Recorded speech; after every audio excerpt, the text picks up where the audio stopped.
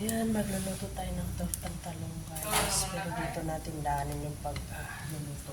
Box, hindi na mo kang pancake yung pa ako ka.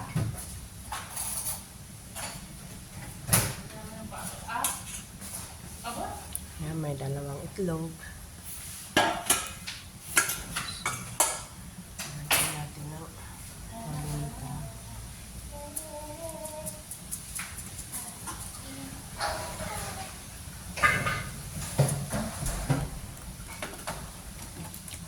Lalagyan natin ng magic. Wala nang sukat-sukat yan. Susukatin na lang yun sa ano nyo. Siyempre, nagawa ko kasi. Kung may kamag-anak na nangungusta sa akin.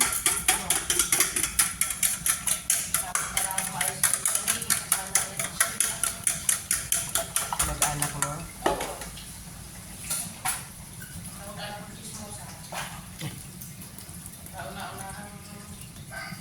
Naniwala sa pagbabags ng pag-ibig.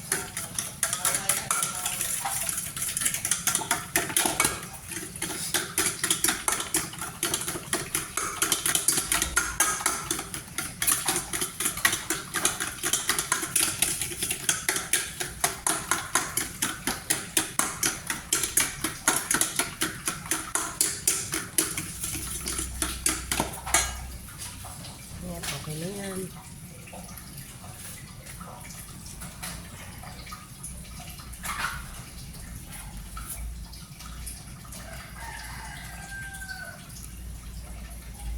Mainit talaga yung aus.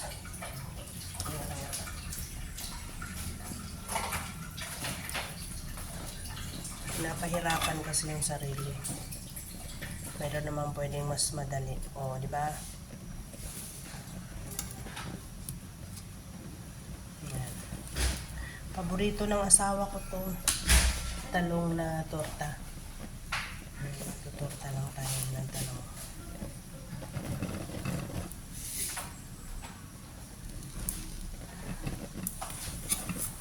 Madali na naman sila. Gusto ko kasi yung nakaano ganito. Iniihaw. Ayoko nung nilalaga yung talong. Mas ano ko yung iniihaw.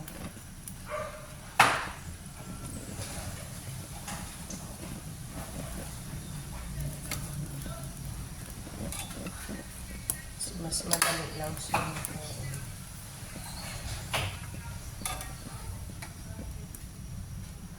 Aw. Mainit po talaga. Ay!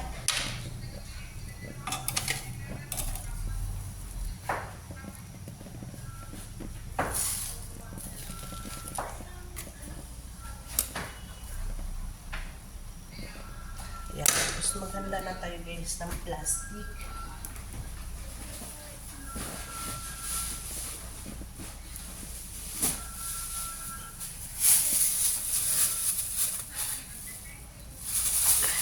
Plastic cups na yun. Plastic na yan. Handa lang natin yung plastic para aray ko. Mali na naman yung ginawa ko. Yan. Tapos ibanit lang natin dito. Banit lang natin dito para mas madali siyang balatan. Ayan. Antay lang natin ng mga ilang minuto para matanggalan siya ng balat. Okay, so antayin lang natin habang mag-iintay tayo, mag-prepare tayo ng ating kawali.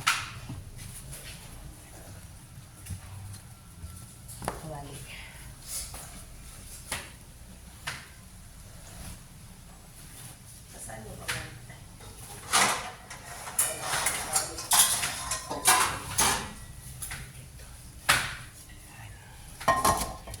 Dito tayo sa cute na kawali.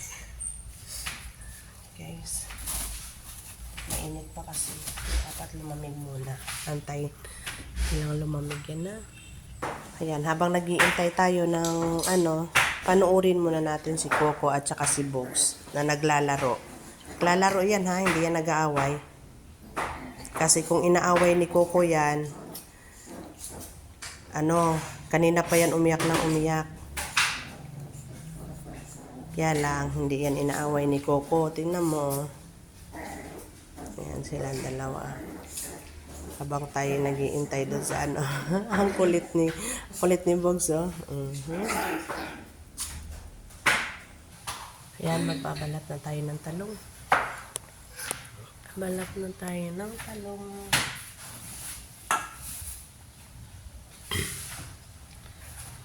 Balat na tayo ng talong. Diba, madali na siyang tanggalin.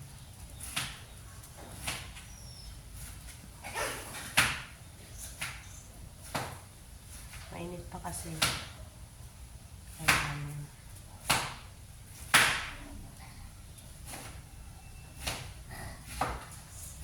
Napusin yung humangan. Bogs, nagkulit ka na naman, maigi. Buko, kayong dalawa talaga.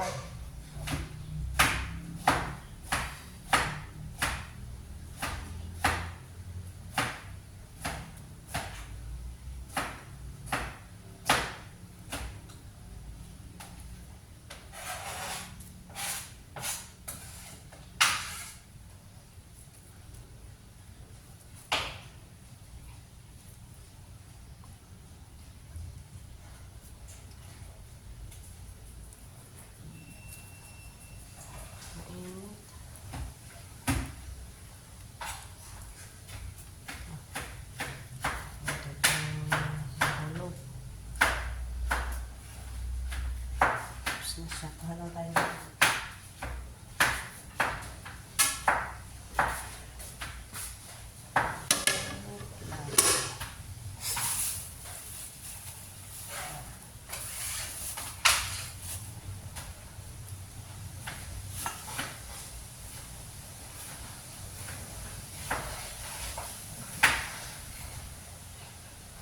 Ngayon guys, yung torta natin walang sibuyas at walang kamatis.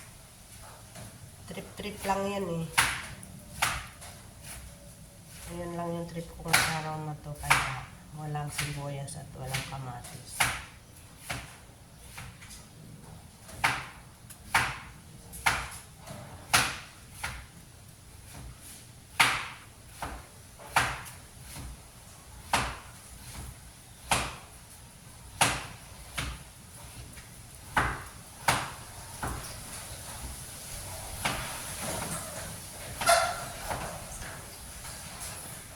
Naiinip na kayo, no? Tapusin niyo yung video ko para makita niyo kung ano yung resulta ng walang sibuyas at kamatis na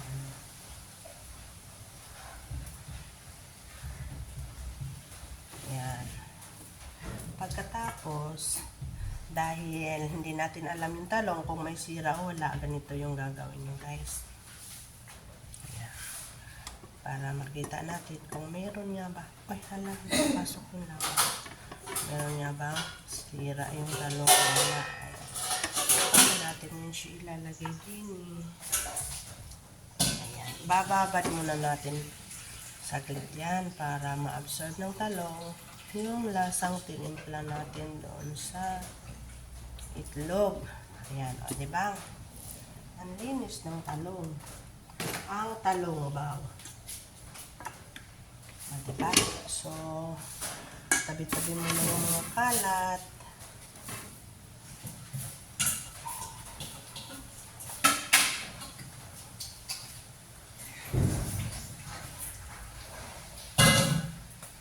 Ayan naman. Ay, tama na yung pagkakababak natin guys. Para makapagluto na tayo. Luto naman tayo ng talong. Painitin muna natin yung saglit. Baka magtutorta tayo ng talong. Masarap to. Ito yung isa sa mga ulam namin. Kasi meron pang ginagawa kaming isang ulam. Wait lang guys. kasi yan o. Merong ginagawa si Ate Aisha na ulam. Ayan, ano, masarap yan. Ano yan, tawag nito. Pinapaikot pala talaga niya yun. Nawahumali ako dun Ayan, puso ng saging yan. Puso ng saging, di ba? Napakasarap yan. Di ba? Yummy yan. Tapos, wala kaming hawot, inulam namin yung hawot. Dapat meron kaming hawot para mas masarap dyan. Okay, so balik na tayo dito kasi ito na ano na. Yan. Takot ako sa tilamsik ng mantika guys, kaya iilag muna ako ha. Iilag muna tayo sa tilamsik ng mantika.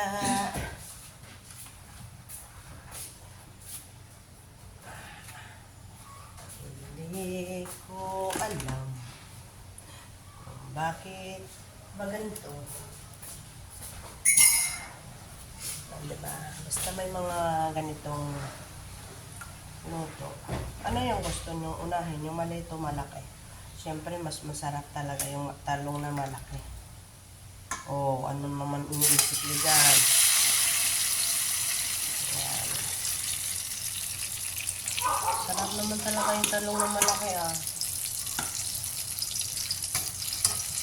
O, tsaka na natin yung nalakasan ng apoy. Diba?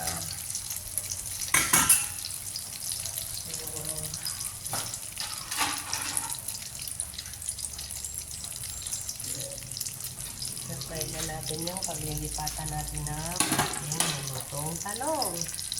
Ay, sorry naman.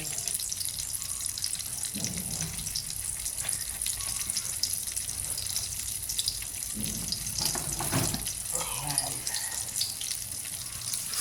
Diba masarap na siya. Sarap talaga yung talong na yun.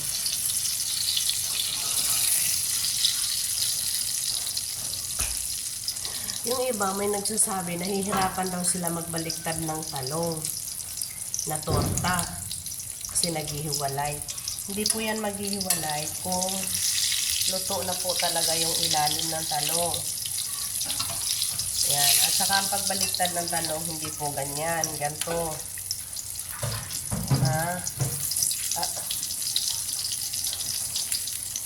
Ganito. Ako ganito lang po ako magbaliktad ng talong. Ayan. Di ba napakadali lang? Hindi po siya nasira. Hindi po siya nasira, guys. Napaka-sarap po ng pagkakaluto niya. O, tingnan niyo, hindi po siya sunog. Hindi rin siya, hindi rin siya hilaw. Kaya, katamtaman lang po talaga yung pagkakaluto niya. Galaw-galawin nyo lang, baka ma-stroke.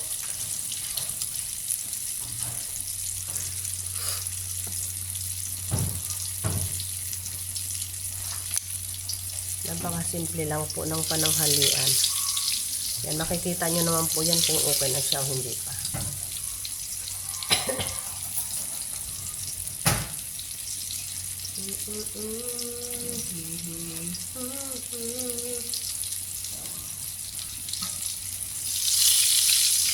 Hindi pa po talaga siya.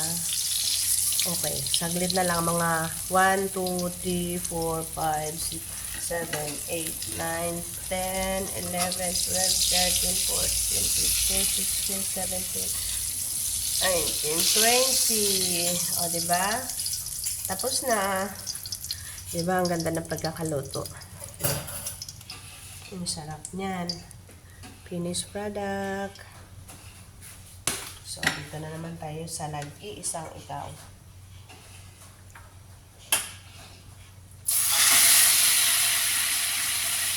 Kalat-kalat nyo lang yan para pag nilagay nyo yung itlog na luluto siya. At saka isang paalala lang guys, kapag kayong nagtutorta kayo tapos yung mantika ninyo iitim at bubula na siya, palitan nyo na po ng mantika kasi hindi na po maganda yung kakalabasan ng pagkakaluto niya. parang masusunog lang siya na yung ano, wala siyang, hindi iba yung lasa niya doon sa mantika na ginagamit natin na ano.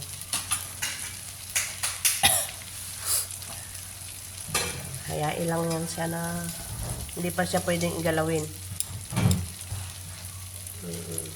Ako kasi nagluluto ng ganito, 2 o 3 talong, nagpapalit ako ng mantika. Hindi kaya, ano muna, yung palamigin nyo muna yung mantika, alisin nyo yung mga ano. Pero ganun pa rin eh, pag binalik ninyo, maitim pa rin siya.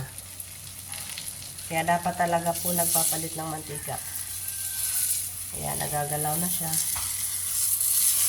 Hindi pa siya pwede.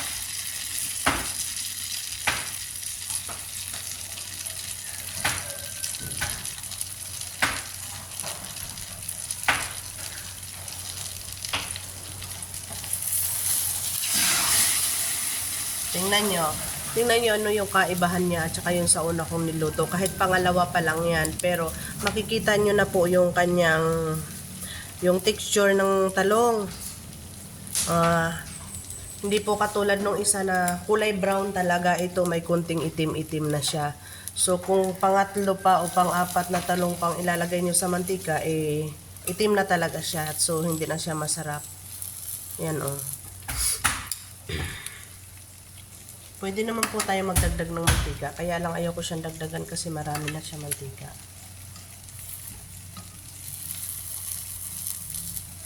Ayoko ng sobrang damantika. Kaya ano, maluluto din yan. Ganyan lang niya guys. Para masaya. Diba? Ikot-ikot, paikot-ikot. Kusinaan nyo na yung apoy. Kasi pag malakas yung apoy, siguradong tostado yung tortang talong natin.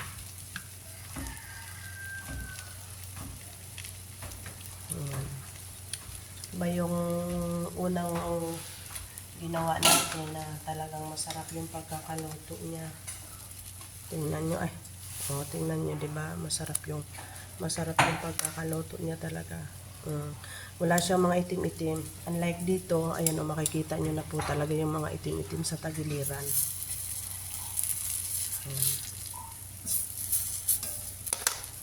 Ayan, tapos na po tayo. Papakita ko sa inyo kung ano yung pinagkaiba ha. O, tingnan nyo. Diba? May mga itim-itim na siya skin. Tingnan nyo. Ayan. Ito makikita nyo yung mga itim sa tagiliran. Ayan o. Kasi dahil yan doon sa mantika na pangalawang salang na siya. Tingnan nyo yung mantika maitim na. So, pag pangatlong salang pa, wala na. Ayan. So,